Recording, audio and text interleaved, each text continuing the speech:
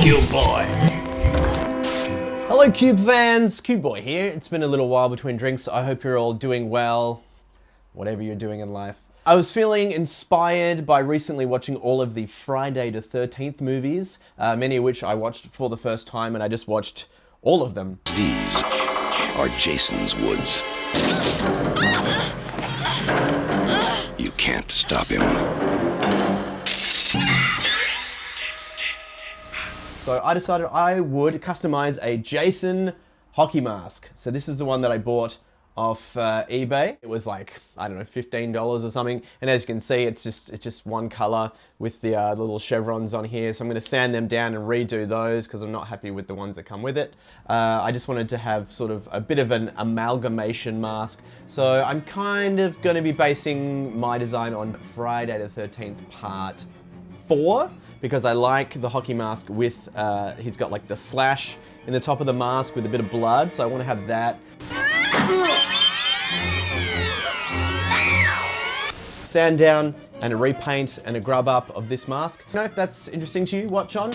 If not, jog on to Crystal Lake, you fucks. Here I am sanding down the mask. I wanted to take off that paint and of course take down the sheen, as well as leaving the plastic with a good surface that was sanded down so that the layer of primer will actually stick to the plastic. So you want to sand that down, and as you can see, it's looking pretty matte and pretty plain at that point. I saw this trick on a video which says to put these little balloons on top of the studs there on the mask, just to stop paint getting on them, which is a good idea. Here's the first layer of primer. So that's the color that I chose. It was sort of an off-white. The mask has always got a bit of an ivory tinge, a bit of a tinge of yellow to it. So that's the color I chose. I'm pretty happy with it. I think it kind of matches the look of the film pretty good.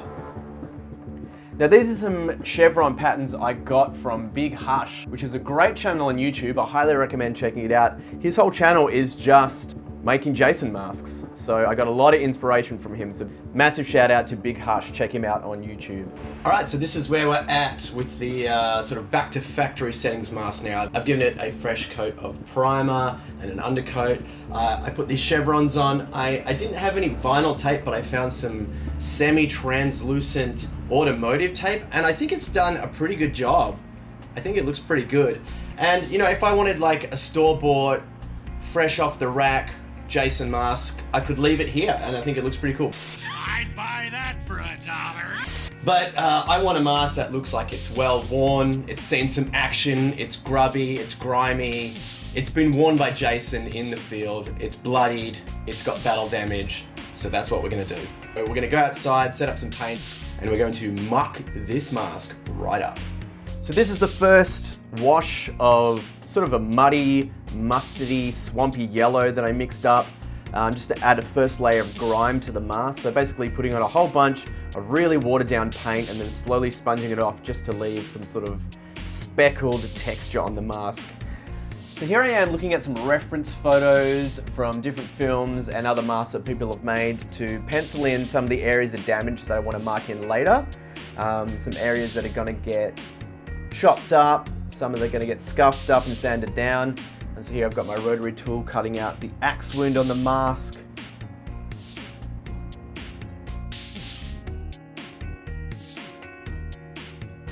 Now I'm using that tool again just to grind down some areas of paint. So I'm using my rotary tool, a knife, and some sandpaper as well. The sandpaper is really good because you can kind of control how deep into the paint you want to go, exposing the white all the way underneath or just the layer of grey primer.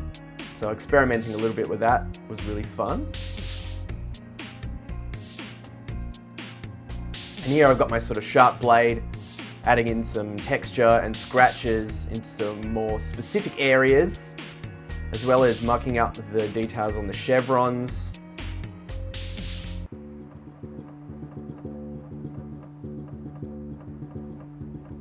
And here I'm adding some super glue around the wound and putting in some baking soda just to add some sort of clumpy blood-like texture around the wound. Now I'm doing some more black washes with some various other shades of sort of mucky, swampy blacks. brushing that really thin down coat and then patting it down, focusing on some areas that I want to be grimier than others.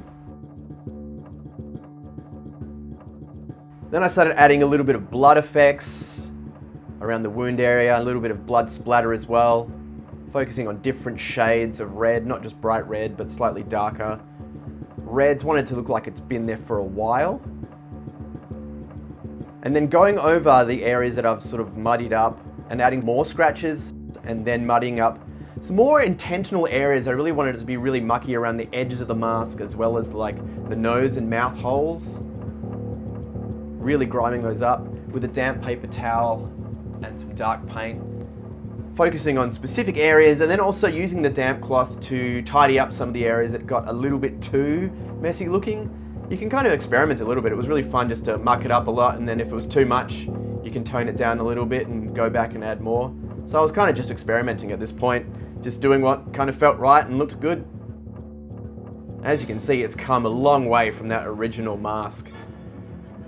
The detail looks really cool, and I was pretty happy with this. I think it looked pretty gnarly at this point, and I was kind of happy with it. And then I decided the straps that came with it, I would weather them as well, so that the metal parts would look rusted and the straps would look kind of grimy. Just another little detail to add. And that's the final mask. Hanging up to dry. Adding some layers of clear coat here, just to seal in the paint. A little happy accident that happened was the clear coat I used made the paint start to crack a little bit underneath, which isn't something I intended to do, but as you can see, the effect looks pretty amazing, so I was actually pretty happy that it happened. So if anyone asks, I 100% did that on purpose.